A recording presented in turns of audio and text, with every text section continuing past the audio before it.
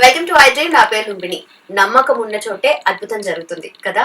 మరి నమ్మకం మనలో క్రియేట్ అవ్వాలి, అలాగే ఒక అద్భుతం జరగాలి, స్పిరిచువల్ జర్నీ స్టార్ట్ చేయాలి అని అనుకుంటే ఒక స్పిరిచువల్ గురువు కావాలి. ఈ రోజు మనతో పాటు ఉన్నారు అనంత శక్తి ఫౌండేషన్ నుండి అనంత శక్తి ఫౌండర్ అనంత సాయి కృష్ణ గారు. ఆయనతో మాట్లాడదాం. హలో సార్, నమస్తే సార్. మీరు దేని గురించి మాట్లాడినా యద్భావం తద్భవతి అని అంటూ ఉంటారు. మాటల మధ్యలో చాలా సందర్భాల్లో విన్నాము. అయితే మనం ఏది చేసినా మన లైఫ్ లో మనమే సృష్టికర్తలు, దానికి మనమే పునాది వేసిన వాళ్ళం అని అంటూ ఉంటారు కదా. సో దీన్ని ఎలా బిలీవ్ చేయాలి, అసలు మనం దీన్ని మన లైఫ్ లో ఎట్లా ఇంప్లికేట్ చేసుకోవాలి? చూడండి, యద్భావం తద్భవతి అంటే నువ్వు ఏది కోరుకుంటే అలాగే రూపాంతరం చెందుతావు అనేది దానికి అర్థం అండి. ఇప్పుడు చూడండి, మనకి ఇప్పుడైతే మనకి ఏదో కొంచెం జ్ఞానం పెరిగింది, తెలివి పెరిగింది కాబట్టి మనం కోరుకున్నవి మన దగ్గరికి రాదని అపనమ్మకం ఒకటి, బయట సమాజాన్ని చూస్తూ మనము రిసీవ్ చేసుకునే విధానం ఒకటి, ఇవన్నీ నెగిటివ్గా చూస్తున్నాము. బట్ మనకు ఊహ తెలిసినప్పుడు చూడండి, మనం పిల్లలుగా ఉన్నప్పటి నుండి అంటే జస్ట్ మనం ఏదైనా కోరుకుంటే నా దగ్గరకు వస్తుందనే ఆ సమయంలోనే చూసుకోండి. అప్పుడు చూడండి, మనం ఏదైనా కోరుకున్నా విత్ ఇన్ డేస్లో మన దగ్గరకు వచ్చేది. మనం పిల్లలుగా ఉన్నప్పుడు మన దగ్గర చిన్నది ఏదో 10 రూపాయలు లేకపోయినా ఒక 1 or 2 days లో మన దగ్గరకు వచ్చేది. అమాయకత్వమే మనకి హెల్ప్ చేసిందంటే ఎగ్జాక్ట్లీ. అక్కడ అది అమాయకత్వం అని మనం అనుకుంటున్నాం, కానీ అక్కడ అది కావాలనుకున్నప్పుడు వేరే ఆలోచన ఉండదండి. పిల్లలకు చూడండి, ఇప్పుడు ఇంట్లో 2 పిల్లలు ఉన్నారండి. ఇద్దరు పిల్లలు ఉన్నారు. ఇద్దరు పిల్లలు చాక్లెట్ కోసం ఏడుస్తూ ఉన్నారు అనుకోండి. ఓ పిల్లోడు ఒక 5 నిమిషాలు ఏడుపు ఆపేసాడు. ఇంకో పిల్లడు ఒక హాఫ్ అన్ అవర్ అయినా ఏడ్చుకుంటూ అలాగే ఉన్నాడు. ఇంట్లో పేరెంట్స్ ఎవరికి చాక్లెట్ తెచ్చిస్తారు? ఆబ్వియస్లీ కంటిన్యూగా ఏడ్చే ఏడుస్తున్న వాళ్ళకి మోస్ట్లీ చిన్న పిల్లలు అవుతారు. వీడు చాక్లెట్ ఇప్పించేంత వరకు ఈ అబ్బాయి ఏడుపాపు అని చాక్లెట్ తెచ్చిస్తారు. ఇక్కడ మనం అక్కడ అబ్జర్వ్ చేయాల్సింది ఏంటంటే, చూడండి, ఆ ఇంకో అబ్బాయి ఇంక నేను ఎంత ఏడ్చినా వీళ్ళు చాక్లెట్ ఇవ్వరని ఏడుపాపి వెళ్ళిపోయాడు. కానీ ఈ పిల్లడు ఇంకో పిల్లడు ఏం చేస్తాడు, నేను చాక్లెట్ ఇచ్చేంత వరకు ఏడుపాపని అనుకుంటూ ఏడుస్తూనే ఉన్నాడు. అక్కడ మనం బాగా అబ్జర్వ్ చేస్తే చూడండి, యూనివర్స్ సిద్ధాంతం కూడా అలాగే పనిచేస్తుంది. అంటే ఆ నమ్మకం అనమాట.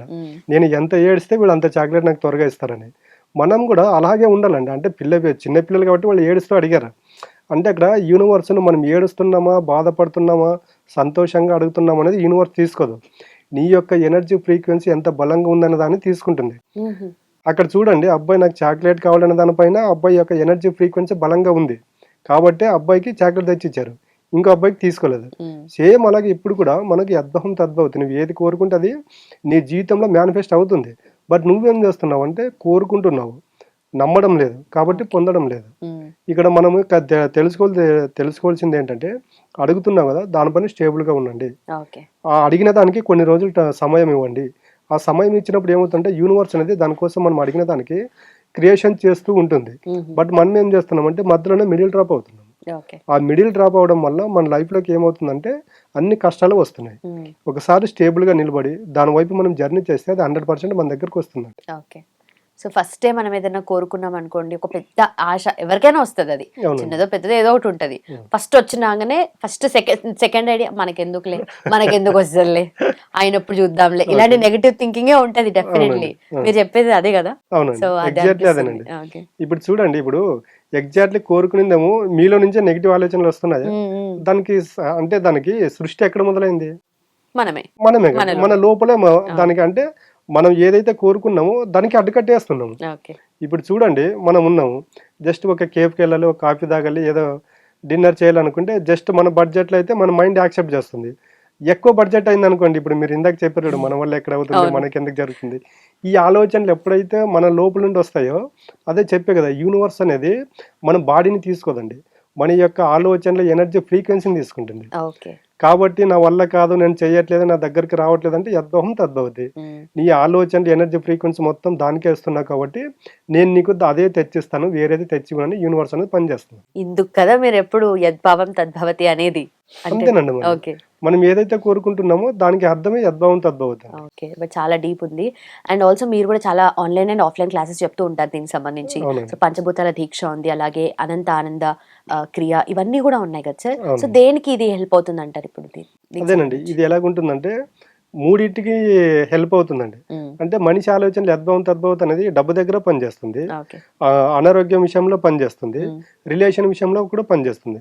కాబట్టి మేము ఈ యద్భావం తద్భవతి అనే పదం అనేది అనంత కుబేర క్రియలో ఉంటుంది, అనంత అమృత క్రియలో ఉంటుంది, అనంత ఆనంద క్రియలో ఉంటుంది, ఓకే అనంత భగీరథ క్రియలో ఉంటుంది, అఖండ విద్య క్రియలో కూడా ఉంటుందండి. ఓకే యద్వహం తద్భవతే అంటే నువ్వు ఏదైతే ఆలోచన చేస్తావో దాని ప్రకారమే నీ జీవితం రూపాంతరం చెందుతుంది అన్నది మేము ఫస్ట్ క్లాసులో చెప్పే వర్డ్ అదేనండి.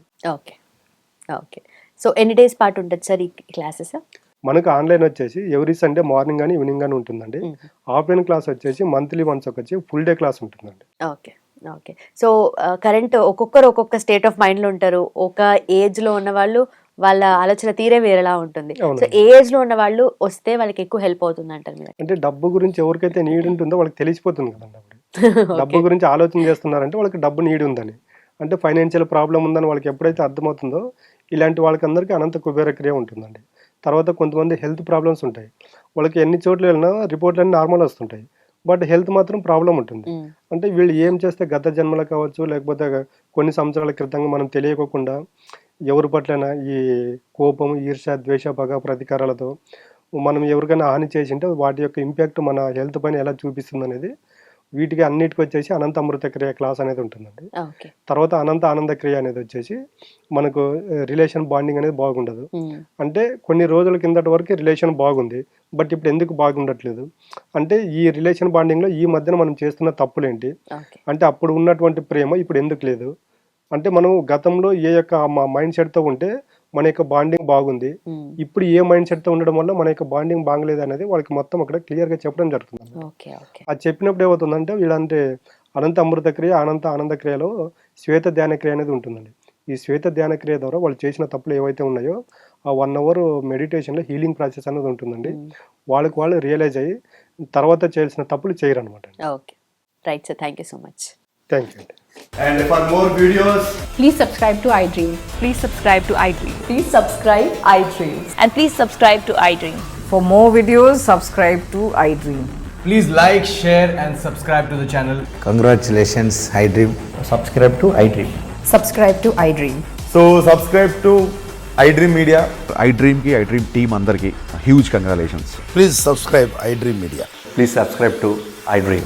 Subscribe iDream. Please subscribe to iDream. iDream అంటే నా కళల ఛానల్ సబ్స్క్రైబ్ చేసుకున్న నోరు తిరుగుతలేదు, మీరైతే గంట గుర్తు కొట్టండి. For more such videos, please subscribe to iDream. Subscribe to iDream. Please subscribe to iDream. Please subscribe iDream Media. Please do subscribe to iDream. Please subscribe to iDream Media. For best entertainment and information, please subscribe iDream. And don't forget to subscribe to iDream.